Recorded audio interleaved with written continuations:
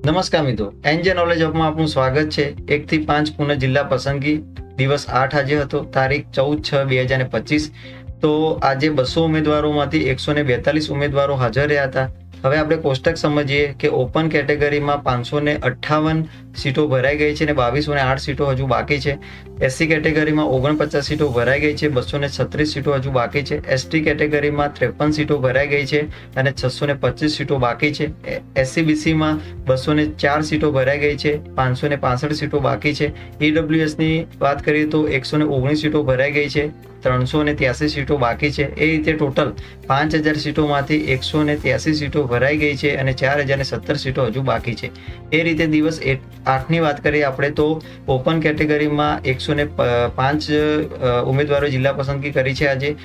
એસસીમાં 4, એસટીમાં 1, એસસીબીસીમાં 42, ઈડબ્લ્યુએસમાં 11, એમ total 142 સીટો આજે ઉમેદવારોએ જિલ્લા પસંદગી કરી છે।